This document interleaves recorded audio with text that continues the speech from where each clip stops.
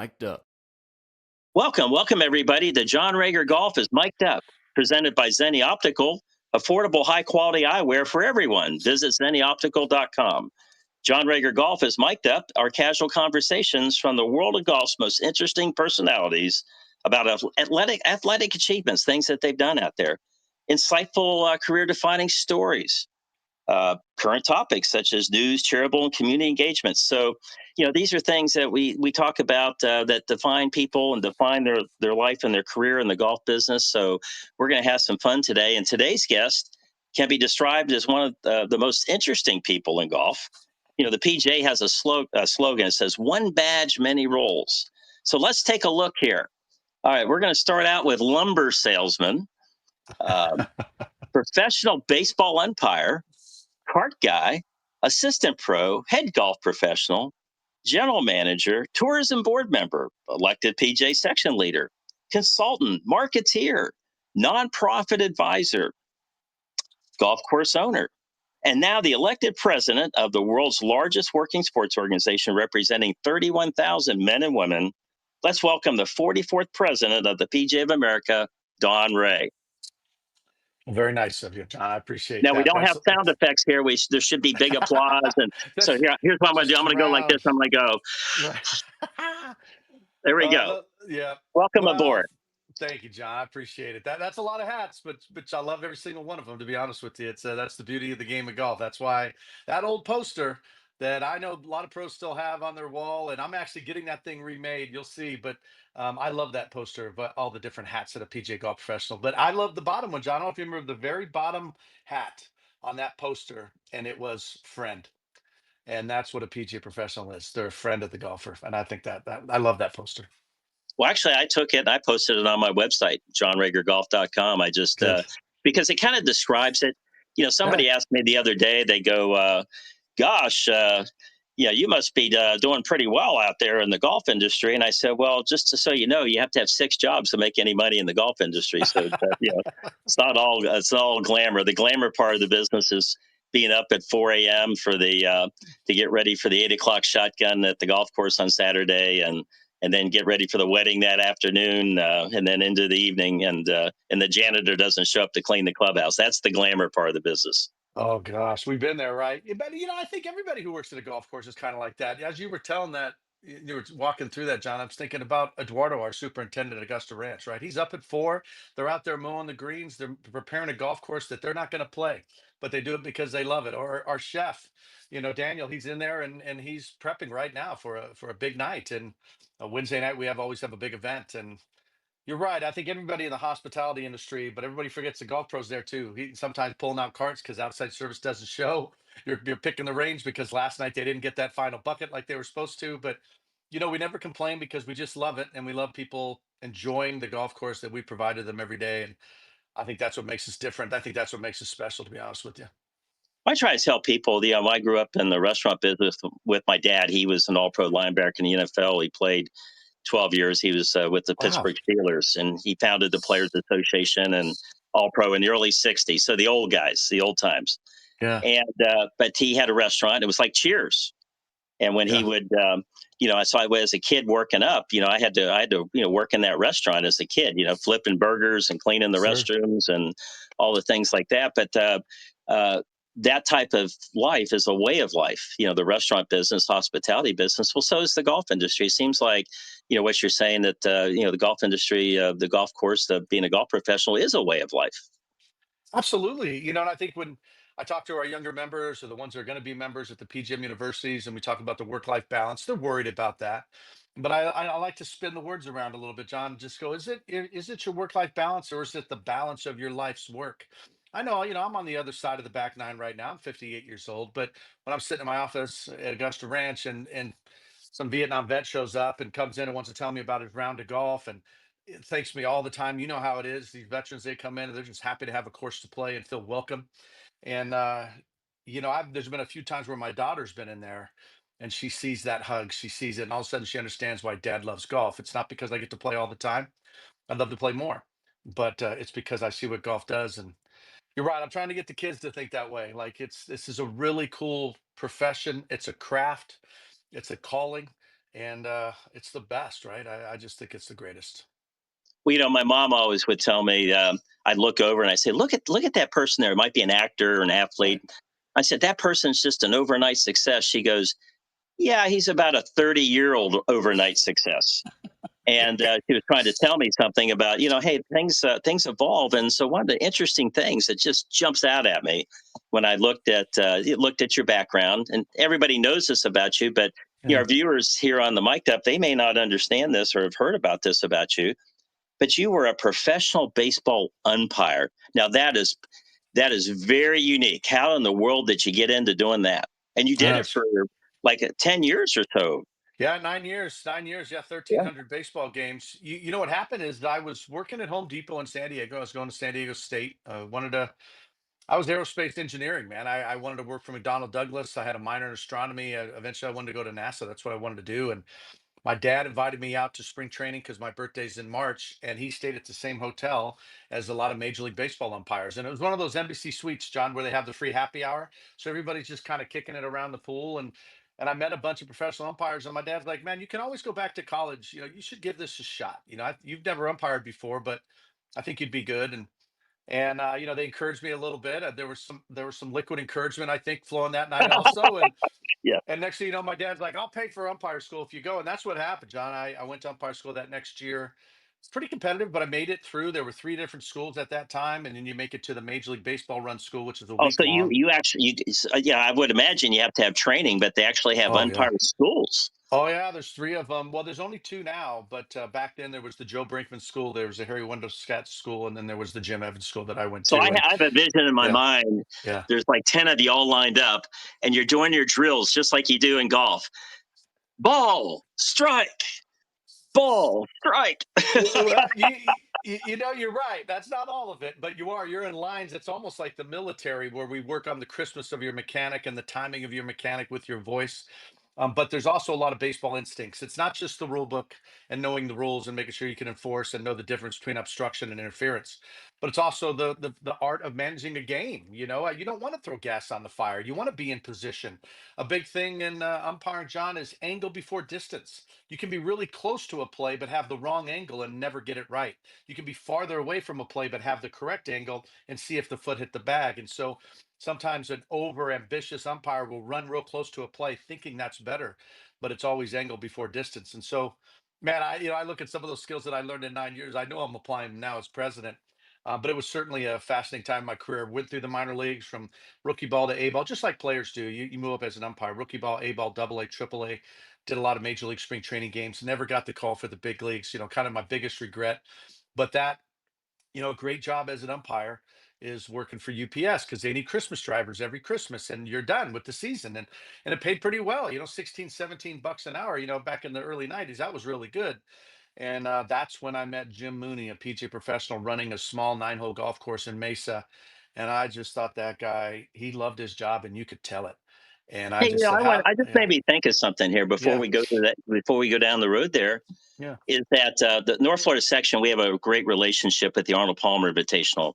yeah, When Mr. Palmer was alive, what we did was we started a program, an ambassador program, where we would put a North Florida PJ member in every pro am group to walk nice. along. And we Yeah, called them ambassadors because a lot of these people that they would caddy, they were high school kids, neighbors and sure. stuff. We turned a 7 hour round into a 5 hour round by doing Right. that. And then subsequently, what it did was it allowed them to get more money for the Arnold Palmer, Women's Children's Hospital. And so the other day when we were doing it, I was in the MasterCard suite. Now, it wasn't because we were special people. Just if you have a MasterCard, you can walk into the suite and it's right over where the stands are overlooking the range. And I walked in there and I wanted to get your opinion on something because I saw they have an AI golf instructor, Mm, and you take a golf swing in front of this camera, and all of a sudden here's this person comes on the screen, and they're diagnosing your golf swing through yeah. AI. Yep. um, and I was just thinking, what made me think about that is baseball the same way. It looks like they might replace all the umpires with technology. What do you think about golf instruction down the road in AI? Where do you think How do you think that's going to fit in? Well, it's not coming, it's here. I mean, it's here, Yeah, and that's the way it is. And I'll tell a story, John. I When I was speaking at the PGM University Championship last year in North Carolina, Pine Needles, they played it at. I went on ChatGPT, and I don't know if everybody's got ChatGPT on their phone, but you should.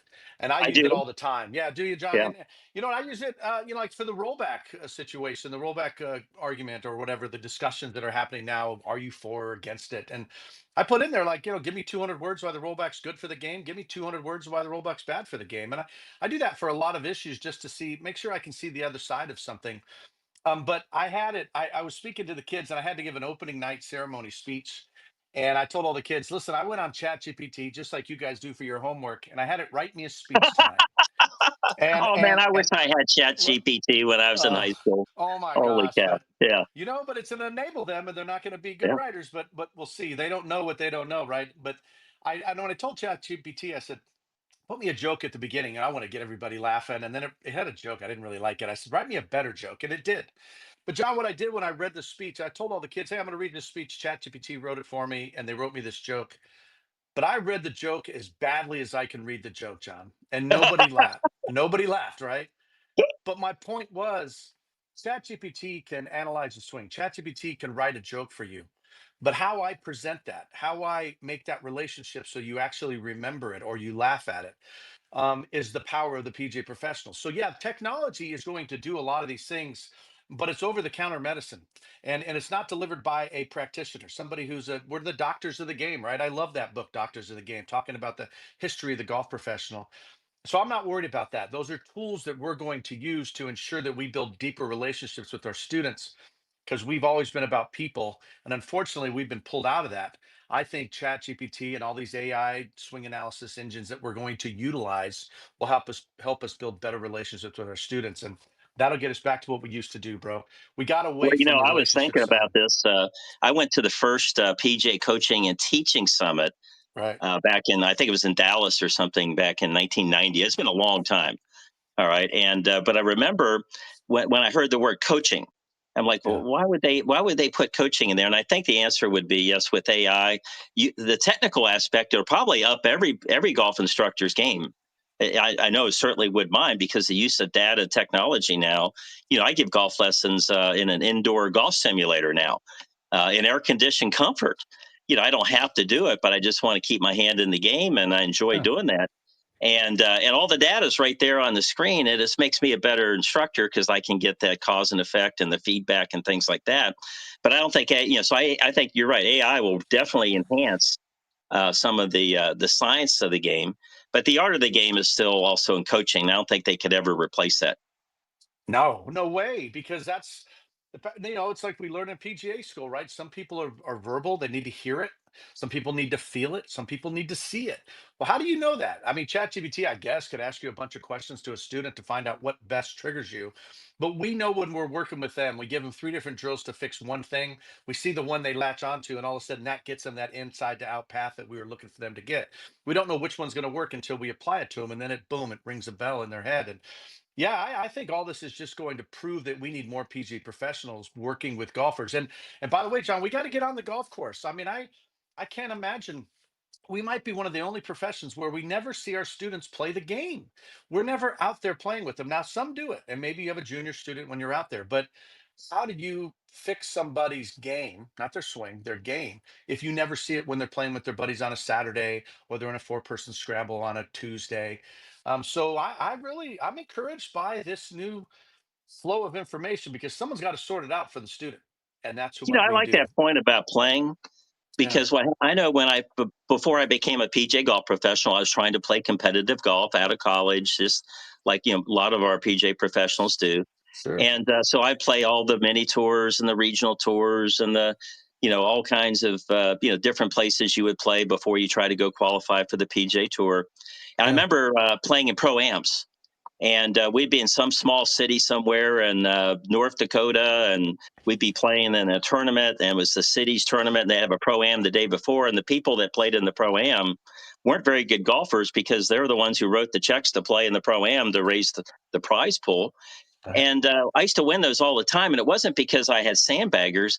I learned that I had some sort of knack for the game because if I could show a 24 handicapper one little thing, make a couple pars, it lowers our score in the pro am. And that's how I got my introduction to the teaching because whatever I told him, I didn't have a chance to get him a golf lesson and spend 4 hours. I had to tell him like, okay, just do this, and you will hit a better golf shot, or you'll hit a better putt or a better chip, and it works. Gosh, I love that. The Southwest section here in my section, they used to do an event. And I don't know why they stopped it, but we should have this event across the nation. And John, what it was is you showed up, you paid your $100, and then they assigned me somebody on the range. It's some amateur. An amateur would sign up for like, whatever they were going to play in this tournament that was flighted by handicap. They assigned me a guy, never met him before in my life. I talked to him a little bit. I watched him hit balls on the range, and then I caddied for him. How my player did is how I got paid. It wasn't me playing, it was me caddying that person. So to your point, I couldn't do a Oh yeah, I like renovation that. of the Yeah, golf swing. I couldn't do a renovation of the golf swing. I had to watch them yeah, play and go, hey, let's hit 8 instead of 7. Let's yeah. chip, let's putt this instead of chipping. It's a little tight. And you're right. I thought it was the greatest thing. And it showed what the coach relationship is. There is swing instruction, but then there's coaching and playing. And that's really where the good stuff is. Hey, let's shift gears a little bit. Yeah. Let's get into something here. I've had the great fortune, and I guess I've been a PJ member now for 43 years. Wow. And one of the things that I had the great fortune of doing, and it took a while.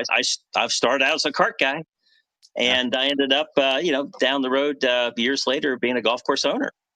And it was an interesting journey along the way, in a lot of different situations, a lot of different roles, a lot of different jobs, economic environment, partners, development, whatever it is. So tell us about your rise from cart guy, and you now are currently an owner of your golf course, right? How'd you make that journey? Yeah, you're right. I mean, there's a lot of failures along the way, right? I mean, you're, hey, no 65. Maybe you should have 65 without a bogey, but chances are you probably had one in there, and you're always regretting it. But at the end of the day, what'd you do for the round? And I think we can be a little critical on our life sometimes when we make mistakes, but at the end of the day, where did you end up, right? Let's talk about the journey and where you ended up. But yeah, my journey, I guess that it's a good story and it's long, but I'll quicken it a little bit. Yeah, when I got out of baseball, I got a job at Augusta Ranch Golf Club. The course I now actually I own and operate. But well, I'll spin through the story real fast. Is when I Sure, got out we'd of love to hear this. baseball, Take your yeah, time. We'd love to hear it. when I got out of thank you, John. I appreciate that. It's when I got out of baseball, a good friend of mine, Ray DeMiro, he got out of baseball at the same time. His brother Mike DeMiro was a major league umpire and then just recently retired. His dad Lou DeMiro actually did the 1969 Mets World Series. It's a famous story of the ball that hit the shoe and had shoe polish on it, and they proved that it actually hit him. It's you could Google that story, but that was Mike's dad, and that was Ray's dad. So Okay. Ray got out of baseball and he went the CFP route. Did a Series 7, went into financial planning, and worked for Charles Schwab. I got out and got into golf. And he's like, man, I think we should try to buy a golf course. I have some investors that could do it. So he put together a private equity fund. And as I was learning my craft of being a PJ Pro, ran Augusta Ranch, ran the golf club at Eagle Mountain, Ray put together an investment group to buy Augusta Ranch. And so we bought it, I don't know, 20 years ago. And the deal was after 10 years, I'd probably buy it from them, or we'd see what happened. There was an exit strategy of 10 years with the equity fund. When it was time to do it, I just didn't have the money. I didn't have the relationships. So I convinced the HOA to buy the golf course and lease it back to me. So I served as kind of a sweat equity owner for 10 years, then convinced the HOA to buy the golf course and then lease it back to me, giving them some liability fences, giving them not the grief of worrying about this high liability business. And to somebody that loved it, I told them I'm going to be there every day. I love the game of golf. I love what it does. Well, I think it's the what's antidote, right? really great about that is the Yeah. fact that they're going to support it financially as far as coming down there to play golf and Yeah. and Right. have lunch and buy some golf ball, whatever it is, because they're vested in supporting it because they own it and you're leasing Yeah. it. That's or you own it, however that works. But that's a smart way to do it. Well, and there's a nuance there. I didn't know how that worked. I didn't have the money to buy the golf course, but like if you and I were going to buy a restaurant down on the street corner, we both would understand that we probably won't own that building, but the business is ours, the restaurant's ours, our risk and reward is ours, our employees are ours. The same thing for a golf course. It's just a building. It just happens to be 90 acres, right? And so, yeah, I think a lot of golf professionals should look into leasing golf courses. You don't get that liquidity event when you sell the golf course someday, but you get the power of owning your own business and making your own decisions, and paying your lease payment every month and then running it. And so that's really what happened. The HOA bought it. That was about 7 years ago. Man, time's flying, but great relationship there. Obviously, we installed Top Tracer, and but along the way, I'd be remiss if I didn't say this, John. The only reason I became a golf course owner is because I started hanging around with golf course owners and said, "How did you do it, man? Tell me, because I don't have money. I don't have a college degree. What am I going to do?" And a lot of guys took me under. Del Ratcliffe, Rock Lucas, Allison George. The NGCOA really helped me. Bill Stein. These are people that really gave me the encouragement that you can do this, Don. So find a mentor. You got to find a mentor in this life. I got to know Bill pretty well years ago because he's the son of Charlie Stein, who's Yes. passed away. But Charlie Stein founded Golf Week, and Charlie was in Winter Haven, Florida, and we're Yep. talking in the '70s. And Charlie it was just a tabloid kind of thing in the sense that it was just printed on paper, wasn't a national magazine. It was just a little newspaper in the state of Florida. And it's amazing, it really all of a sudden now it got acquired and grew and all that. That's another one of those 30-year overnight successes. But I got to know Bill because he was Charlie's son, and Yeah. we had this golf course called the Bloomingdale Golfers Club, and we had 100 pros as members. It was just at the time in the Tampa Bay area back in the '80s, and we had Lee Jansen was a member, and Marco Dawson, and Colleen Walker, and J.C. Goosey, and so we actually have our own internal pro am every year. Just with our tour pro members, whether the tour pros, it was the Ben Hogan tour at the time. We had LPJ pros, so we'd have a big pro am. We'd have two pros in every group and three members, and it was the most competitive tournament you've ever seen as a scramble because the tour pros wanted to win their own club championship in the pro am. But anyway, not to digress, but Charlie was a good friend, and he would feature us in Golf Week all the time, and so get to know Bill. But yeah, the National Golf Course Owners. I saw you were on the board of directors of that, and that's I tell you what a great organization that is, because it's when it started out, it was kind of fraternal, but it really grew into a really professional working organization that if you're a golf course owner or operator, or you're new to it, or you're trying to become one, yeah, the information they share with you and the people that you get to know is invaluable. Yeah.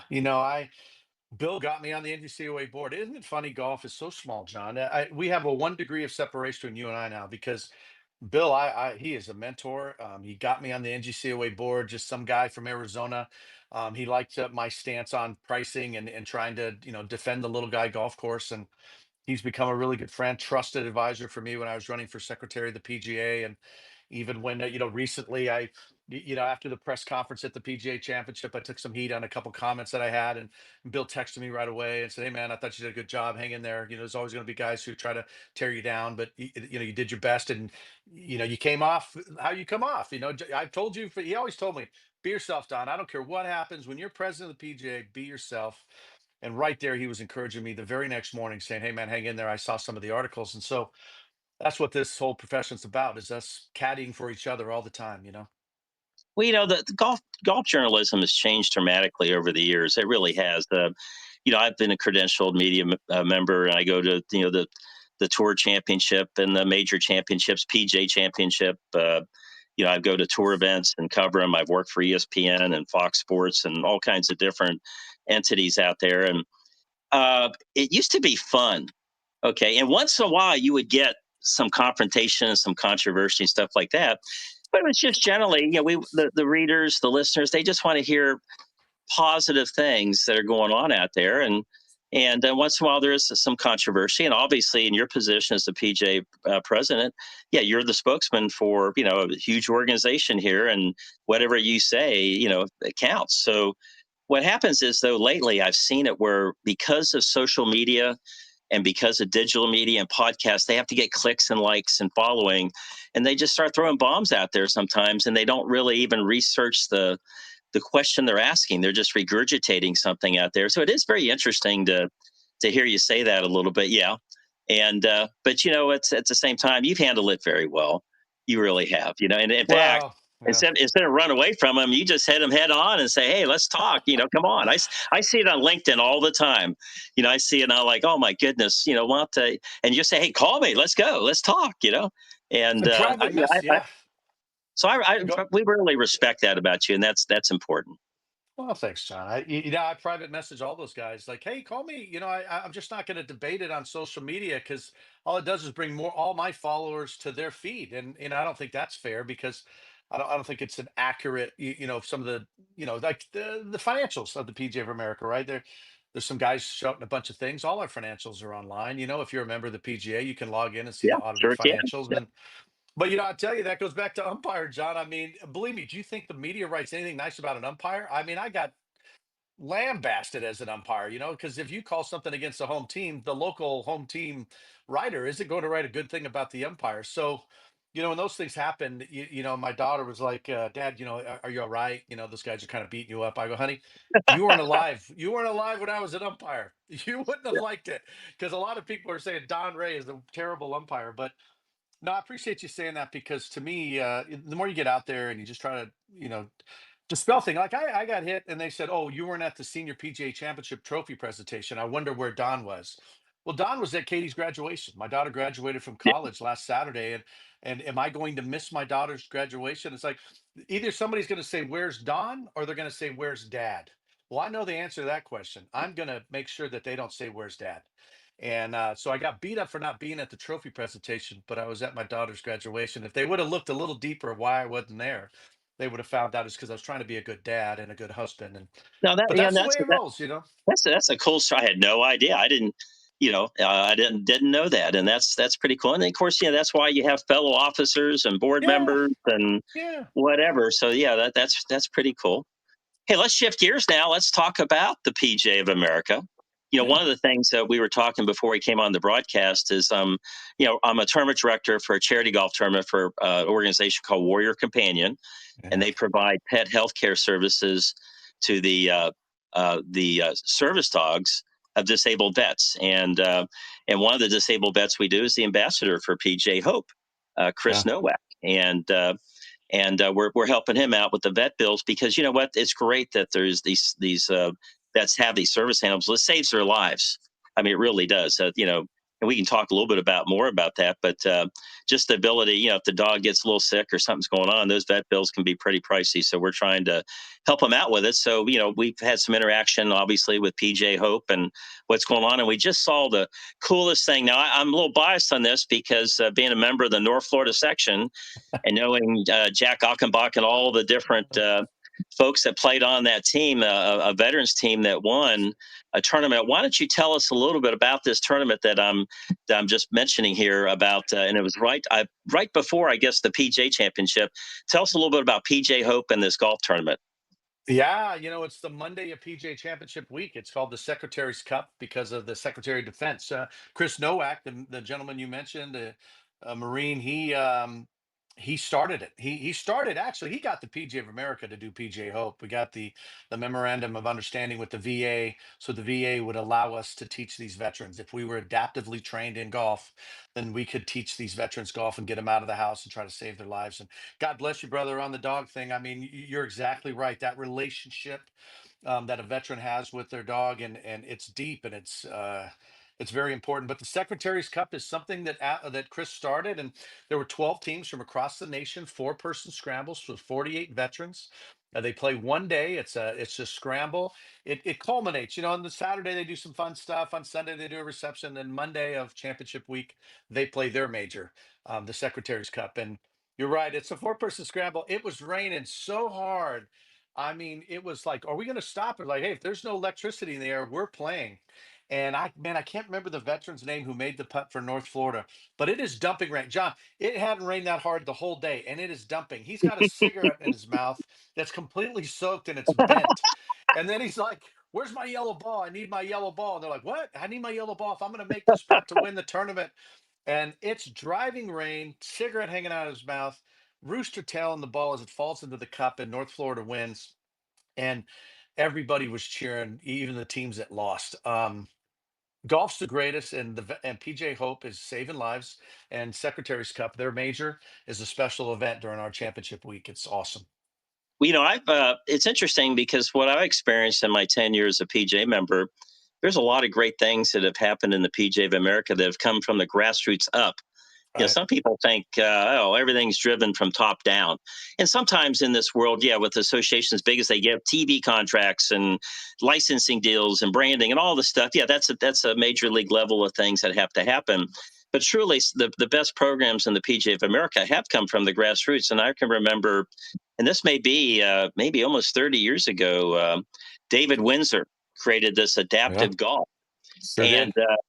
I just helped build a small little 9-hole golf course with a driving range in Tampa, Florida, called Terrace Hills, right next to Temple Terrace Golf and Country Club, where Gary Koch and Eddie Pierce grew up.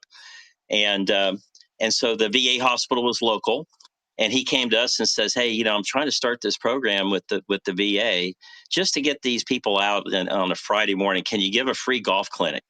Sure, no problem. We got them on out there, and there was people that, they had brain injuries, amputees, you name it, they had it. And you know what? It's kind of funny.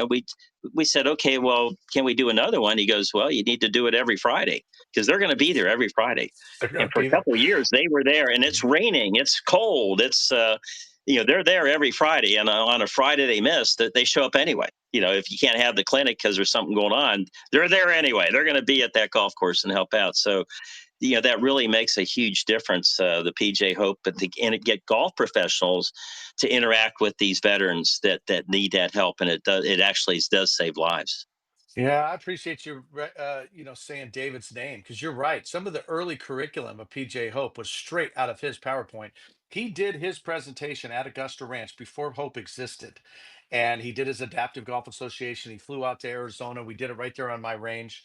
The next year, PJ Hope started. Now I'm like, wow, some of these slides are the same slides that Windsor had. You know what I'm like? It's like, so that guy doesn't get enough credit. I mean, obviously he's won our national board, but he doesn't get enough credit for what he did starting the Adaptive Golf Association right there in Atlanta, Georgia, and serving veterans. And he's done it very quietly.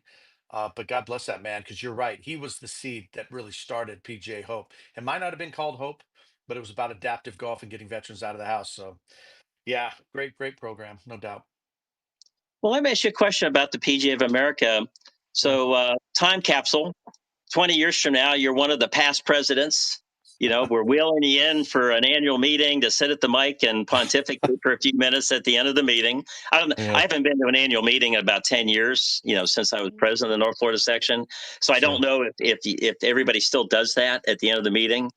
But when I was president of the section, we had some long-winded Yeah, past presidents. We had Jr. and we had all kinds of long-winded past presidents, stuff like that. And it was fun. It was fun to hear their perspective on where the PJ is and where it's heading. And sure. so you're going to be one of those people. It's going to be 20 years from now, and you're going to have great perspective on the association. Where do you think 20 years from now the PGA of America is going to be? What's your vision? Where do you think that? Because there are job descriptions, classifications for PGA members right now that Yeah. were in existence when I became a PGA member. Weren't even close. There's industries in the golf industry right now that weren't even thought of until 5 years ago, 10 years ago. So just what's going to happen 20 years from now with the PGA of America and the golf industry? I remember those meetings. J.R. Carpenter was probably one of the funniest guys I'd ever heard as, Oh yeah. young guy out in the stands and listen to him. But you're right. We put them in a breakout now. So we don't let them talk at the end of the meeting anymore, but there's breakout sessions and all the past presidents are in there and they can, they've got their 45 minutes to talk. So that still exists. John, that's a really good question. I think really, my heart tells me that the PGA professional, the craft of doing this is kind of going to go back to where we started, which was on the green grass. I think, they pushed us in the back room to be the GM so that we could make more money or have more flexibility of our schedule. And they made us bean counters. All of a sudden, we were just accountants. We were just tracking the money so that we could prove to the owner, the management company, because we were no longer the owner. But we used to own our own shops. Now we don't anymore. We used to own golf courses or lease golf courses. A lot of us don't anymore. But there's a lot of power to that. And I believe that that's what's going to happen is that we can hire bean counters. We can hire people to track the money and do the reporting. AI is going to allow us to do that. Right now, John, with AI, I could put in all my financials and say, write me an executive overview with in 300 words of if I miss budget or not, and it'll write it for me. So good. I didn't like doing that anyways. I'm going to go out and get on the first tee. I'm going to get on the practice tee. I'm going to get on the putting green. I'm going to go in the men's and women's grill, and I'm going to talk to members. And so what I aspire is that we're still have a seat at the table at the GM positions. I don't want us to get us out of those rooms. I think we should all teach at least 5 to 10 hours a week, regardless of our position at a facility. You want to teach 50, do it. I love it. You want to lean on that 7 iron and grow the game and be on the golf course, I think you should. I like the business side of it, but I think I have to encourage myself to get out there 5 to 10 hours a week to get back to the roots. And so that's where I think this association is going. We're going to go back to building relationships, which leads to loyalty, which I think leads to the sustainability of our industry and any golf course. And the sooner we recognize that it isn't tracking the money, it's building relationships, managing our business by walking around, the sooner the PJ professional becomes invaluable to a facility instead of just valuable. And I hope in 20 years, when I'm sitting on that row, in my wheelchair, that everybody's talking about relationships, how we're growing the game. I mean, come on, John, 8% of the population plays golf. I mean, 92 out of 100 Americans don't play golf. Come on, we can do better than that. But that doesn't happen by programs. It happens through people. And that's who we are. We're people as PGA professionals. So get us out of the back room, get us in front of people, and this game will take off. Well, that's very insightful, and I'll tell you why. Because, and I learned this inadvertently. I think it was I think it maybe have been the next year that PJ Coaching and Teaching Summit was in New Orleans, Mhm. and in the Superdome. And I remember that so I'm a club pro, a director of golf at this at the Bloomingdale Golfers Club, and so as you do, general manager, merchandising, jack of all trades, you do everything. And then I remember uh, when I left there, and I was starting out on my own. One of the things I became is, I helped build 6 golf courses developments, but you're like a Oh, project manager kind of person, with got it. with the golf background. So I really wasn't there to. I was there to personally learn how to be a better teacher and coach, but I wasn't in that. That was not my specialty. So it's that night, Bourbon Street. I got to tag along with Peter Costas and Oh, David Ledbetter and a guy named Chuck Cook. Okay, and a oh few yeah. others, just to go out and have some cocktails and dinner and have some hurricanes at Pat O'Brien's. So Wow. after a few hurricanes, we're sitting around, and they start saying, "Well, David, how much you get for a golf lesson?" I think Peter Costas asked him, and David's given some outrageous amount. He only gives, this is how much it costs, and this is what it is, and I only do it certain times, and blah blah blah. And then they go to Peter Costas, and he goes into the same story. Well, I'm getting $5,000 a day, and blah blah blah. It's just, and I said, I hope they just don't come around to me. I'm just sitting there quiet. I said, John, how much do you make for a golf lesson? I said, I make about $250,000. And they looked at me and like, huh? I said, here's how I do it. I go out and play golf with somebody. We have a great time. Give them a few tips and pointers, and help them with their golf game a little bit. Build a little relationship there, and maybe a few beers in the bar afterwards, and keep that relationship going. And maybe about 6 or 8 weeks later, I sign a contract for $250,000 to be the project manager and help build a golf course development. And they looked at me and go, yeah. So how I learned that was, it just inadvertently, was from Mark Rolfing, who Wow. from Hawaii, where he was a PJ golf professional, but he got into the media, and he got into development and all that kind of stuff. And it made a lot of sense to me. So what you're saying to me makes a lot of sense for the younger professionals that might be listening to this or viewing this, is the fact that, yeah, it really is about the relationships, and the PJ golf professional is uniquely positioned because we are the grassroots of the game. We know the game because, just like the PJ says, we love this game. So Yep. that's unique. But I think that obviously us as association members really need to take full advantage of all the educational opportunities, networking opportunities, relationship building, and things like that, to get those skills, to be able to, to be in that position to uniquely take advantage of that down the road. Yeah, that's the craft of being a PGA professional. I mean, we do love this game, but I think we love the people who love this game even more, and that's what makes us special, right? So, yeah, I'm on board, brother. I think that's what we have to do. You can read a book and learn how to cook, but you can't really cook until you get in the kitchen with a really good cook, and that's when you learn the essence of cooking, right? So, recipe books only going to get you so far, and we've got a lot of young professionals who they understand the recipes, but they'll never be a good cook until they spend some time with mentors, teach them the craft. And you're right, it can lead to amazing things. So you're not going to make a lot standing behind the counter, but someday you might own that counter, and that's the beauty of this game. Well, that's why I like to watch Guy Fieri's Diner, Drive-In, and Dives. They Right, get some menu ideas and have some fun with it, but it doesn't right. seem like they can quite produce it. I guess I'd have to. That's one thing I learned in the Yeah. hospitality business. Go spend some time with your chef and have Mhm. them teach you how to cook, because you never know when somebody doesn't show up. The cook doesn't show up for breakfast, and you got to cook breakfast for everybody. Better know how to cook. Yeah, yeah. But that's You better that. know how to light the That's that griddle. one. You better That's get that that one griddle. badge, many rules thing, right? One badge, many rules. No Well, doubt. If Don, you can't turn on the deep fryer, you got problems. You better figure that yeah, out, that's right? true. And you better change the grease off, and you don't want the French fries that taste like fish. We could go No, on and on, couldn't we? we could. Well, Don, thank you very much for doing this mic'd up, and we really appreciate your time today. And we're excited about where the PGA of America is going. And I can't speak for 31,000 men and women of the PGA of America, because I happen to be one of them, and I still pay my dues. Thank That you're doing a great job. You keep it up. You surround yourself with a lot of great officers that are coming up behind you. you. Yeah. And the way the governance works, you've got local things coming up, like Russ Libby, our board of director here in District 13. He's there to, you can pick up the phone and you can call him and say, hey, you give that Don Ray a call. I got a bone to pick, and he will. So thank you for your leadership of the PJ of America, and thank you for being on Mic'd Up. Thanks for all you do, John. This is great. Time flew by, but I appreciate everything you do to grow this game. And thanks for being a member for 40 plus years. That's amazing. So I'll see you down the road for certain. Well, my dues are coming up. I guess I better pay him again here. We got till June 30th. Well, everybody, thank you, Don. Thank you to today's viewers of John Rager Golf is Mic'd Up, presented by Zenni Optical. Affordable, high quality eyewear for everyone. Visit ZenniOptical.com today.